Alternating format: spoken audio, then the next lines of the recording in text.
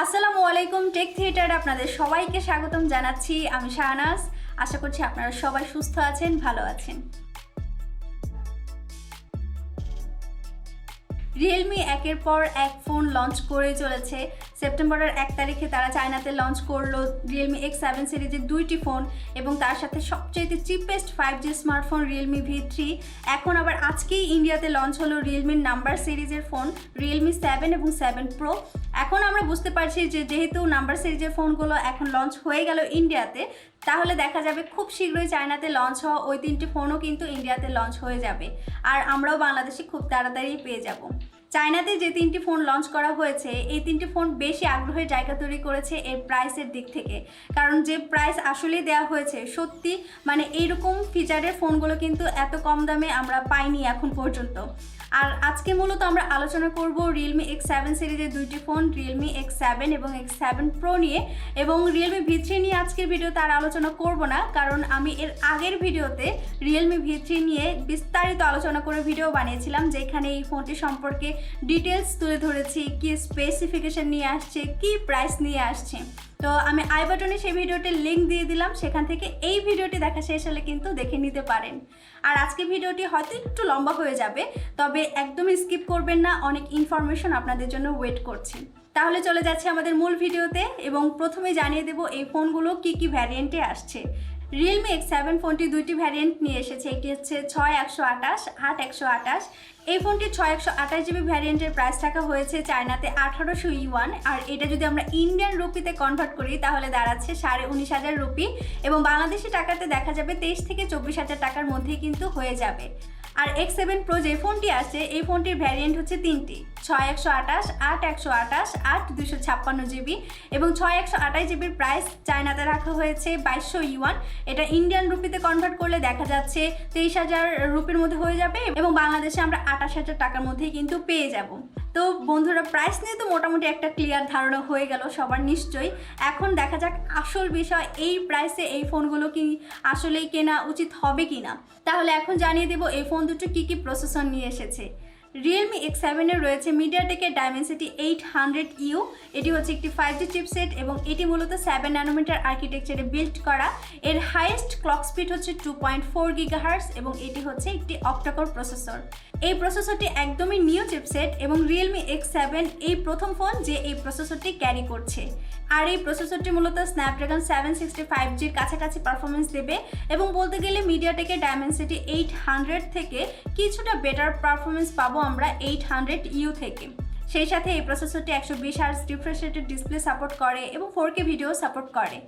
আর অন্যদিকে Realme X7 Proতে আমরা পাচ্ছি MediaTek Dimensity 1000+, এবং এটিও মোটামুটি নতুন চিপসেটই বলা চলে, খুব বেশি পুরনো হয়নি এখন পর্যন্ত, এবং এটিও 7 ন্যানোমিটার আর্কিটেকচারে বিল্ড করা 5G চিপসেট।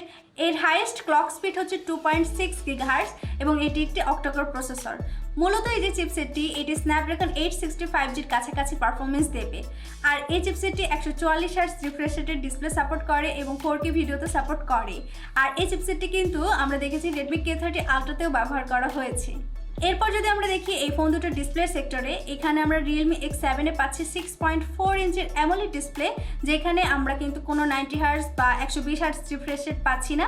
এখানে নর্মাল 60Hz রিফ্রেশ রেটের ডিসপ্লে দেওয়া হয়েছে, এবং এই ফোনটিতে আমরা পাচ্ছি 180Hz টাচ স্যাম্পলিং রেট, অর্থাৎ টাচ রেসপন্স কিন্তু অনেক বেশি কুইক কাজ করবে, এবং এখানে আমরা পাচ্ছি 800 নিটস ব্রাইটনেস, অর্থাৎ মোটামুটি বেটার কোয়ালিটির ডিসপ্লে কিন্তু Realme X7 এ প্রোভাইড করছে রিয়েলমি।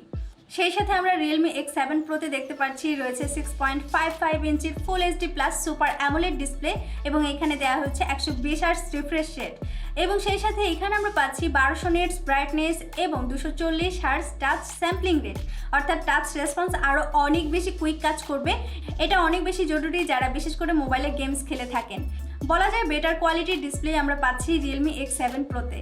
সেই সাথে আমরা ক্যামেরা সেক্টরের দিকে যদি তাকাই, এই দুইটি ফোনেই রয়েছে 64 মেগাপিক্সেলের কোয়াড ক্যামেরা সেটআপ, যার মধ্যে এখানে আমরা পাচ্ছি 8 মেগাপিক্সেলের আলট্রা ওয়াইড অ্যাঙ্গেল লেন্স, 2 মেগাপিক্সেলের ম্যাক্রো লেন্স এবং 2 মেগাপিক্সেলের ডেপথ সেন্সর। একটি জিনিস না বললেই নয়, আমরা কিন্তু Realme X7 এ সনির সেন্সর পাচ্ছি না, অর্থাৎ এখানে স্যামসাংয়ের সেন্সর থাকছে। অন্যদিকে Realme X7 Proতে দেওয়া হয়েছে সনি i.m.shahnaj সেন্সর, এবং এটা আমরা প্র্যাকটিক্যালি দেখেছি স্যামসাংয়ের সেন্সর থেকে সনির সেন্সর কতটা বেটার কোয়ালিটি প্রোভাইড করে। এবং সেই সাথে এই দুটি ফোনে আপনারা 4K 30 fps এ ভিডিও করতে পারবেন। তবে এক্সট্রা বেনিফিট আমরা পাচ্ছি Realme X7 Proতে, সেখানে 60 fps এও ভিডিও শ্যুট করতে পারবেন। এছাড়া এই দুটি ফোনে আমরা পাচ্ছি 32 মেগাপিক্সেলের সেলফি ক্যামেরা। সব কিছু ভালো থাকলেও হতাশার জায়গা কিন্তু একটা জায়গায় থেকেই যায়, কারণ এই দুটি ফোনেই কিন্তু আমরা পাচ্ছি না 3.5mm অডিও জ্যাক, যেটা অনেক বেশি দরকার ছিল। তো এখানে এটা আমরা পাচ্ছি না, কারণ এখনকার সময় আমরা দেখতে পাচ্ছি এই জিনিসটাকে একটু এক্সট্রা মনে করা হচ্ছে, সো রিমুভ করে দিচ্ছে এই কোম্পানিগুলো। তো যাই হোক, এখানে USB Type-C চার্জিং পোর্ট থাকছে এবং ইন ডিসপ্লে ফিঙ্গারপ্রিন্ট সেন্সরও থাকছে। ব্যাটারি সেক্টরে আমরা যদি তাকাই, এই Realme X7 আমরা পাচ্ছি 4300 mAh এর ব্যাটারি, আর অন্যদিকে Realme X7 Proতে দেওয়া হয়েছে 4500 mAh এর ব্যাটারি। আর এই দুটো ফোনেই কিন্তু থাকছে 65 ওয়াটের fast charging technology. Realme company দাবি করছে এই ফোন দুটি চার্জ দিতে সময় লাগবে মাত্র 33 মিনিট। এখন দেখার বিষয় প্র্যাকটিক্যালি আসলে কতটা সময় নেয়। আর এই দুটি ফোন 3টি কালারে পাওয়া যাবে, একটি হচ্ছে ব্লু, হোয়াইট আর হচ্ছে রেইনবো কালার। আপনাদের কাছে কোন কালারটি বেশি ভালো লাগছে অবশ্যই কমেন্ট বক্সে কমেন্ট করে জানাতে ভুলবেন না। তো আশা করছি একটা ধারণা হয়ে গেছে Realme X7 এবং X7 Pro নিয়ে। আপনাদের কাছে কি মনে হচ্ছে এই ফোনগুলোর যে দাম ধরা হয়েছে আসলে কি ডিজার্ভ করে কিনা এই ফোন দুটো, বিশেষ করে Realme X7 Pro, সেটা কমেন্ট করে জানাবেন। অবশ্যই এখানে একটি জিনিস খেয়াল রাখা উচিত সবার, এইরকম দামেই মানে চায়নাতে কিন্তু কিছুদিন আগেই লঞ্চ হয়েছে Redmi K30 Ultra, যেটার প্রাইস 6/128GB ভ্যারিয়েন্টের প্রাইস রাখা হয়েছিল 2000 ইউয়ান, আর এটা আমাদের বাংলাদেশি টাকায় হয়তো 25,000 টাকার মধ্যে আমরা পেয়ে যাব। এখন বাংলাদেশে একটু দাম বেশি রাখে, এটা আমরা সবাই জানি, আসলে এত দাম নেওয়া কিন্তু উচিত না। যদি আমরা 25,000 টাকার আশেপাশে Redmi K30 Ultra পেয়ে যাই, তাহলে কি 28,000 টাকাতে Realme X7 Pro কেনা উচিত হবে কিনা সেটা কমেন্ট করে জানিয়ে দেবেন। কারণ এখানে আমরা দেখতে পাচ্ছি Redmi K30 Ultraতে রয়েছে 6.67 ইঞ্চির full HD plus AMOLED display, এবং এই ডিসপ্লেতেও আমরা পাচ্ছি 120 Hz রিফ্রেশ রেট। সেই সাথে এখানেও আমরা পাচ্ছি 64 মেগাপিক্সেলের কোয়াড ক্যামেরা সেটআপ, এবং এক্সট্রা বেনিফিট হচ্ছে এখানে আমরা পাচ্ছি 5 মেগাপিক্সেলের টেলিফোটো লেন্স। আমার কাছে মনে হয় Realme X7 Proতে যে 2 মেগাপিক্সেলের ম্যাক্রো লেন্স দেওয়া হয়েছে তার চাইতে অবশ্যই ভালো পারফরমেন্স দেবে এই টেলিফোটো লেন্স। আর এখানেও কিন্তু আমরা পেয়ে যাচ্ছি MediaTek Dimensity 1000+। তো কার কাছে কি মনে হচ্ছে সেটা অবশ্যই কমেন্ট করে জানিয়ে দিতে ভুলবেন না। আর এই ভিডিওটি যদি ইনফরমেটিভ মনে হয় তাহলে একটি লাইক এবং কমেন্ট শেয়ার করে দেবেন। আর দেখা হচ্ছে পরের ভিডিওতে। সবাই খুব ভালো থাকবেন। আল্লাহ হাফেজ।